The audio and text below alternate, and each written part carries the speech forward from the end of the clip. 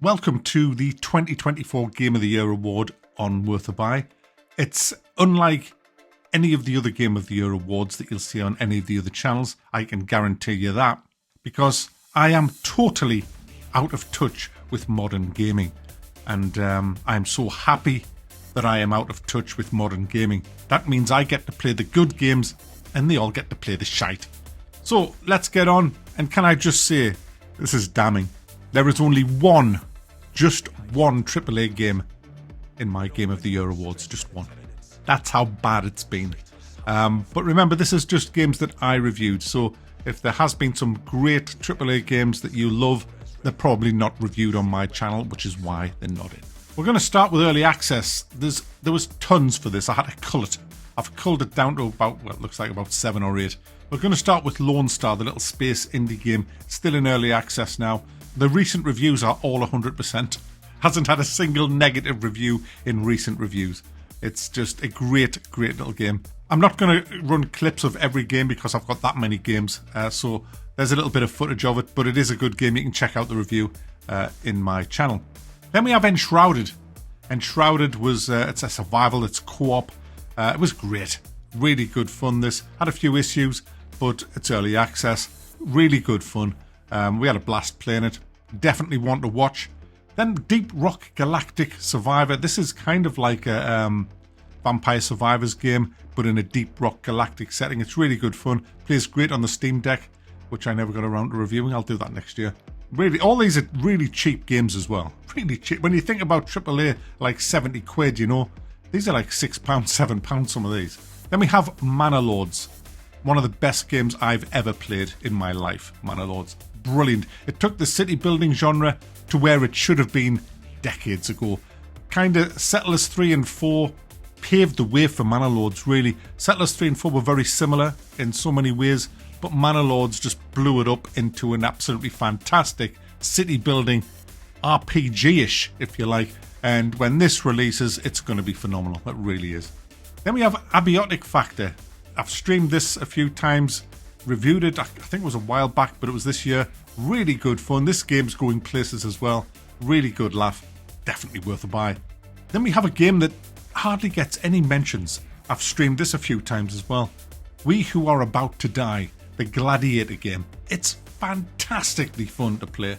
Really good laugh. Great to stream as well. But it doesn't get much love. I don't understand. Nobody mentions it really. It's a really damn good game. And finally we have Sentry, which has had a huge update recently. I really like this game. I haven't played it for a while, but I will be checking it out and doing an updated review in 2025. I really liked it. Where you're on a spaceship and you're getting waves of enemies coming at you. It's good fun. Now the winner of Best Early Access Game, we all know what it is. It's Manor Lords. I mean, it was just better than everything else. A lot better than everything else. Brilliant game. Next category, guys, is survival. Now, there's only 2 in this category. There was a lot of survival games, but still a lot of them are in early access, and a lot of them are more into another category, which you'll see in a second. But what we do have in survival is Pacific Drive, where you drive along in your car. You have to salvage a lot of things. There's combat in it, puzzles. It's really, really good fun. And second up, we have Terminus Zombie Survival, which is really good fun. Brilliant game. Both of them are really, really good games. Both of them are finished. They're out of early access. They're not expensive games, and they're damn good fun. I'm going to give it the Pacific Drive. I just thought it was slightly better. It appealed more to me. Now, the next category has a few survival games in it. It's called Open World Base Building. Now, I had to make it this category because it's got Satisfactory, and it will start with Satisfactory. Which I guess is a bit of a survival game, but it's more of an open world base building game. Satisfactory's been in early access for a long time. It started life at Epic Game Store. It's now on Steam. It's now finished, and it's absolutely brilliant. It's so deep, kind of stress-free, but you get stressed a little bit. There's monsters on the planet you have to watch out for, but the whole game's about automating to a goal to get off the planet. It's fantastic, really good, and definitely worth a buy. Then we have the amazing V Rising, guys. What a game that was. Still is. That just came out this year. Absolutely love it. It's open world, vampires, co-op or PvP. There's 2 different types of server. You build your castle up. You terrorize the locals. It's just awesome. Frostpunk 2, guys, well, it should have been great because it comes from a good stable. Frostpunk 1 was fantastic. This didn't quite live up to Frostpunk 1. It didn't live up to the hype. It didn't live up to the price. But it was still a decent game. But I can tell you now, that ain't going to win. Then we have the Planet Crafter, a cheap indie game where you terraform a whole planet that is just so inhospitable when you go there. It's desolate, there's no oxygen, there's all there. And you just have to get the minerals and start creating your base, terraform the planet, and you see the planet change. You get life on the planet, oxygen, lakes, water everywhere, animals. It's just a great game. It's quite a long game, but it's good fun all the same. Bit grindy, a little bit grindy. The winner of this category, I would say it's either V-Rising or Satis. Oh, that Planet Craft was great. So many good games. I'm giving it to V-Rising. V-Rising because of the combat as well. It was just better than Satisfactory is a great game. V-Rising, I think, is better. Next up, guys, remake or port. So these are games that have been remade. Quite a lot of these. I threw tons of them out because they were just shit. Anyway, we've got Ghosts of Tsushima. Tsushima. Yeah, that one. Brilliant game. I played it on the PlayStation 4, I believe, when I first reviewed it. And this year it came out on the PC. The port was great. The game is great. We got the better edition than when it was released on the PlayStation, the one that I reviewed. And guys, what a great game. If you haven't picked this up and you like the... it's a bit of an RPG as well. I don't have an RPG category this year. I'll talk about that in a minute. But this could have gone into there if I did. It's a bloody good game. Then we have Red Dead Redemption, the double dip. Now, Red Dead Redemption, brilliant. I played it first on the 360 a long time ago, and I've waited all this time to play it on the PC. It didn't disappoint. It's a good game. It's a great game. But the way they double dipped it, they can go f*** off. They aren't getting shit. So... Now, he's a one. The real Return to Castle Wolfenstein 5.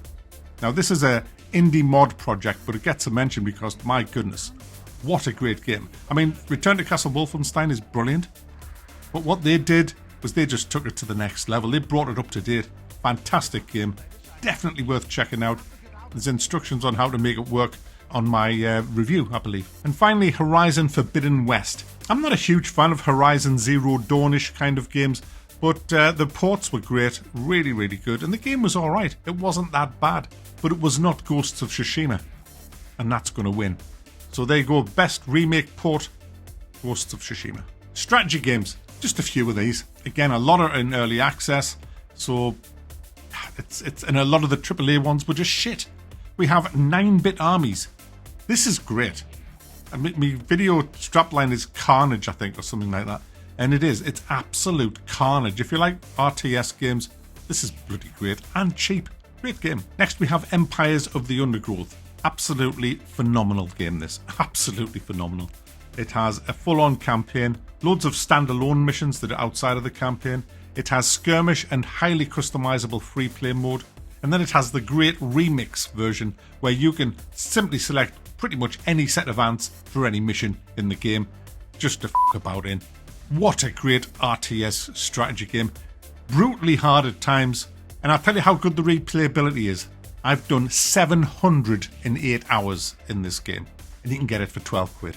One of the best games I've ever played. And this is in for a shout of Game of the Year. And finally, we have Sins of a Solar Empire 2, which all the critics panned. And I don't know why. It's a great game. The first Sins of a Solar Empire Rebellion was fantastic. And this did not disappoint me. It was great. Absolutely great space game. It's a 4X space game. Bit of depth and great fun. But the winner's Empires of the Undergrowth. Of course it is. It's just great. Now, shooters. There wasn't many shooters this year that were good enough to make it onto this list. There was hardly any. Because they were all shite. Damn, it's been a bad year for big games. But anyway, we have the absolutely phenomenal Space Marine 2, which is even better now than it was when I reviewed it. It's a great game. It looks great. It ran great. You could rebind all your keys. You had big fucking guns. You felt like a Marine. You ran like a Marine. You fought like a Marine. You just were a tough bastard. And the enemies were great. They'd zerg you, smack you, all sorts of horrible things they did to you. It was co-op. There was no pay-to-win bullshit in it. It was just bloody great. Great game. Then we have Red Dead Redemption. A shooter, a great shooter, but they double dipped so they can go f*** themselves. And then we have Helldivers 2, which I really enjoyed. It's a great game, Helldivers 2. The trouble with Helldivers 2 is it has absolutely horrible, shitty microtransactions, which I got panned for calling out. Well, they're now selling guns, guys. You know how it was just a cosmetic store? Oh, we just sell cosmetics. Now they're selling guns, so they can go f*** off as well. So the winner is Space Marine 2, a brilliant, brilliant game where they just do it all properly. At this point, it would normally be the RPG of the year, but they've all been rancid, absolutely rancid.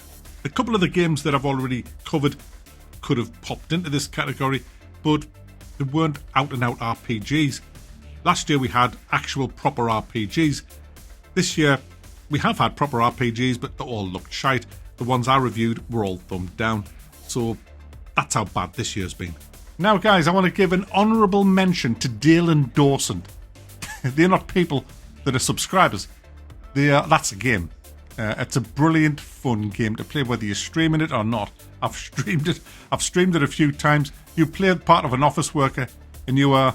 Well, you can watch me review to learn how to play it, but I'll just say it's a multiplayer game, and it's fucking hilarious. It really, really is. All that remains for me now is to name my game of the year, and it's between V Rising, Empires of the Undergrowth, and Space Marine 2. Now, it's a hard one because it's between... Well, V Rising's great, but it's not as good as the other two. So it's between Empires and Space Marine 2. Now, if it was for pure how much I've played, Empires of the Undergrowth wins it easily. If it's for looks and lips out action, Space Marine 2 wins it easily. Because they're two completely different types of game. It's really impossible to choose because the games are so different. They're two totally different types of games. So what I'm going to do is I'm going to give Empires of the Undergrowth Indie Game of the Year. So well done, Slug Disco. You deserve it. And I'm giving Space Marine 2 the Game of the Year. It delivered everything I wanted. It ran well. Keybinds were changeable. It looked great. Co-op, lips out gunplay. Really, really good fun. And you know what? There's a massive, massive push now to have female Space Marines, which goes completely against the law. And the developers, well, it looks like they're just saying, no. I admire that. They've got balls. Space Marine 2, deserved Game of the Year.